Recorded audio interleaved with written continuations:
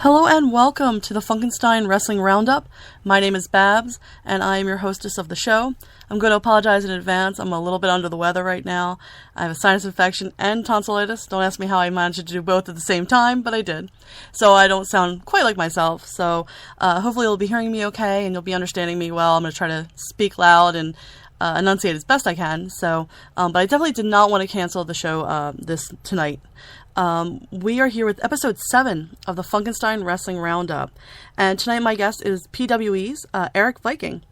And so what we'll do is we'll do some thank yous, we'll get some information from our sponsors, and then we'll come back with Erik. But first I want to thank the Funkenstein Wrestling Superstore at the Englishtown Market, Blue Building, booths 46 and 47, or check them out online at www.funkensteinwrestlingsuperstore.com. Also, thank you to Kevin Nasta and Damage 365 Radio. They allow us, the Roundup, to be on their network, so we're very appreciative for the time and the space to do so. And we're definitely going to thank our sponsors. Their support of Damage 365 allows us to be on the channel and do what we do and bring these really interesting and I hope in-depth and fascinating interviews. And I hope everyone learns something or finds out something new or discovers something interesting about wrestling and what they love about it. So what we'll do is we're going to go to commercial and then we'll be back with Erik Viking. The following announcement has been paid for by the New World Order. This is the hardcore icon, Just Incredible, and you're listening to Damage 365 Radio. Now that's not just the coolest, that's not just the best. Damage 365 Radio, now that's just incredible.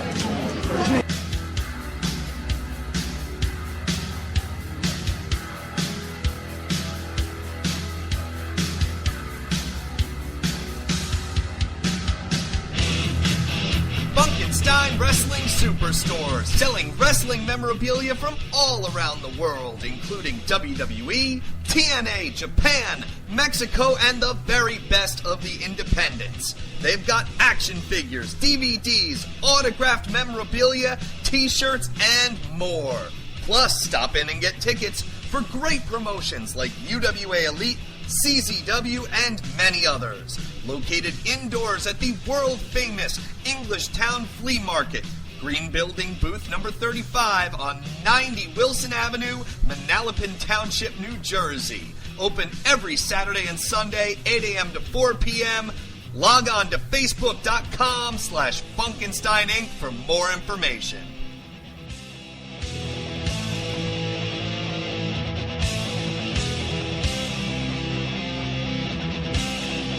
Join Brandon Lewis and Christopher Scythe Bracey every Tuesday night on youtube.com/2KW at 8:30 p.m. as they bring you the matches and moments that make 2KW Pro the heart of New York City. 2KW Pro, your company, your wrestling. This is Jim the Anvil Neidhart, and you're listening to Damage Radio 365. Yeah, baby! The following announcement has been paid for by the New World Order. Hi, and we are back. Again, thank you to our sponsors. I have on the line Erik Viking of Pro Wrestling Explosion. Erik, thank you for being on the show. Glad to be here. Thank you. Yeah, I'm really excited about this episode because, you know, I've talked to other promoters and bookers. I've talked to Colin West, who does Change the World Wrestling. I've talked to Matt Tremont of On Point Wrestling. But I've never had the chance to talk to a promoter before a company's debut.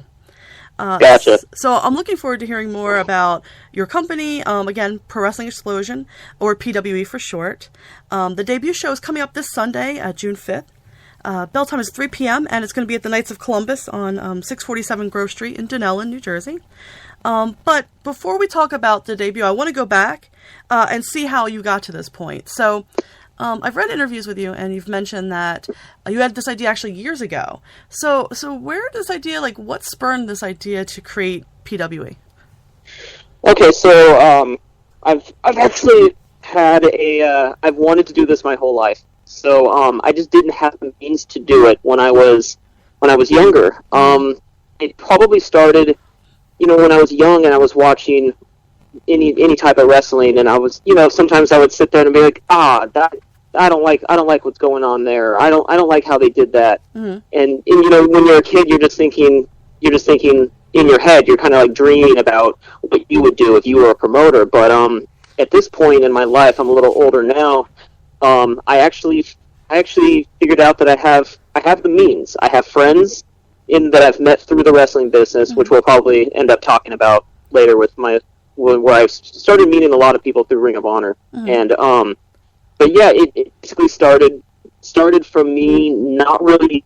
I've been stagnant wrestling wise for a little bit, and I wanted to go do something that I've never done before, but was kind of a bucket list situation where, you know, being a promoter, being a booker, writing the storylines, all that stuff. It's been kind of on my bucket list for a long time, and I kind of looked at it and I was like, wait, I think I can do this. I have friends, I have family, Right. I have access to a ring. All I have to do is book the venue, and once I got the venue booked, I just went into complete promotion mode at that point, and gathered everybody that I knew, and figured it out, and it's all culminating, and I'm very nervous about it, but it's all culminating on June the 5th, this Sunday, 3 o'clock at Knights of Columbus in Dunellen, New Jersey, and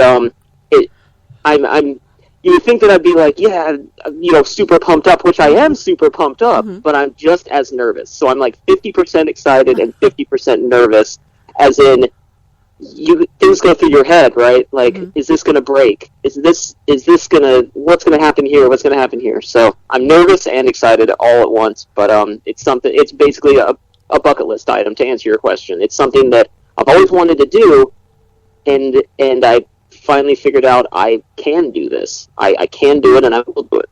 Nice. I think that's really great, you know, and I think it's interesting you were mentioning that, you know, you had been stagnant for a while. So this was also not only a way to do a bucket list, but also a way to kind of reinvent yourself or really learn something new about wrestling and maybe kind of, I don't know, maybe re-spark your career and your interest in wrestling or your love of wrestling, kind of like a thing. For sure. That's exactly what happened, because I stopped touring with Ring of Honor probably in the middle of, probably around June or July of 2011.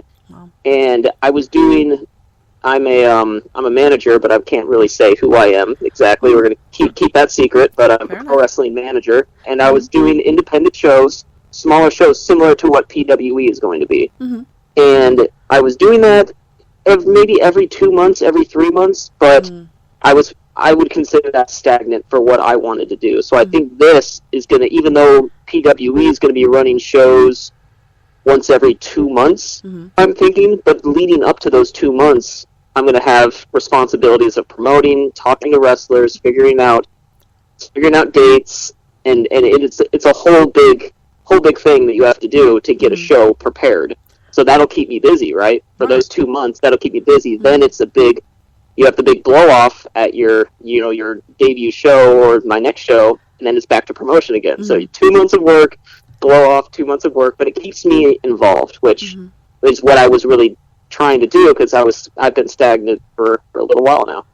That's really cool. I like the idea of kind of recreating yourself or reinventing, you know, your path and trying to find that and really kind of delving into things that you were interested in doing, but maybe just never got the chance to until now, like that opportunity kind of opened up. You got it. I think that's awesome. So you mentioned you had trained, and I believe you trained at Ring of Honor. That's correct. Now you trained in ring, correct? Yeah. So I originally I signed up for the school in 2005, actually. Wow. Okay. And I'm trying to think. Have you heard of you probably heard of the wrestler Rhett Titus, right? Yeah. Okay, so I was originally going to be in their class in 2005. Okay. And I signed up and everything. I was ready to go, and I was in a band at that time, and my band, it just wasn't really going the way that I wanted it to, as in, like, we weren't touring as much as I really thought that we needed to tour the country. So I kind of let them know that I think I'm going to follow my next passion in life, which it's always been wrestling. Wrestling's always been, you know, one of my top 3 things that I've loved to be involved with. In music is another one. And I was going to sign up for that class. Well, we ended up going on tour, and I canceled that. Oh, okay. So I said, okay, we're going to tour, so I'm no longer going to join the Ring of Honor Academy in 2005. and I was originally going to train in them. I think I believe Grizzly Redwood also trained with Rhett Titus there at that time. So we go 3 years later, and I ended up signing up for the classes starting in October of 2008, and that's when I kind of the band wasn't going where I wanted it to go once again, and I said, okay, this time I'm doing it. This time I'm getting in my car, because I'm from Washington State. Wow. Okay. And I'm getting in my car. I'm putting everything inside of my car that I own, and I am driving from Washington State to Philadelphia, Pennsylvania, to start a new life. And that was in 2008, and I just decided, because I'm one of those types of people where if you don't do it, you're going to look back on it and say, I wish I did it. Right. And I'm not afraid to fail. It's okay with me to fail. I've failed a lot of times, but at least you give it a try, because you got to live life to its fullest. And I said, okay, I'm just going to go. And I signed up to be a referee, right? Wow. Okay. So I was one of, and when I called the office, because I was asking them so many questions, and I would call the Ring of Honor office, and I'd say, well, is there a separate training for refereeing? Is there, how do I do the same things as the wrestlers when I'm there? And they kind of just didn't really answer me. So I was like, okay. They were kind of like, yeah, we'll take care of you when you get here, and so forth. So when I showed up, telling the trainer, which is Delirious, I told him I wanted to be a referee, and he was like, okay. All right, we're going to start doing push-ups now, and we're going to get in the ring. and I did, 2 years after that, I was a trained professional wrestler at that point. Wow. I did every single thing that all the other wrestlers did. Yeah, a lot of people don't realize that. That was part of something that I had done when I was in Chikara. A lot of people don't realize that the training for referees is pretty much the training for wrestlers, like the basic stuff, Have you talked to Bryce Remsburg? I know Bryce. Okay. I've talked to Bryce many times. You know what? Bryce is a really good guy, and I think he may have been on Colt Cabana's podcast, and I think he talked about the same. I think we went down the same similar path. He trained as well as a professional wrestler, and it wasn't really what I wanted to do. Not only was I probably not big enough to hold my own, but then how do you say not big enough? Because then there's guys that are smaller than me that are wrestling. But at the time, in my mind, I was like, well, I can barely pick these guys up. I can't imagine me even being able to body slam anybody. But the training was so good. The training was so good that after my first 6 months of training, I was pretty much a trained professional wrestler, and the guys that I graduated the school with went on to start their independent wrestling careers, and I just continued training at the school for another year and a half. I would show up and train with them, and it wasn't really, my passion is not being a professional wrestler. It's more what I'm doing now. It's more like managing, being on the microphone, and promoting. That's kind of where I'm better at that, I think, than I would have ever been as a professional wrestler. Did you ever do any refereeing? Yeah, I refereed. So when I got done with my 6 months of training, we have a referee in Ring of Honor named Paul Turner. Have you heard of? You've probably seen him. Yep. I know he is. So like what I just kind of told everybody, I said I'm available.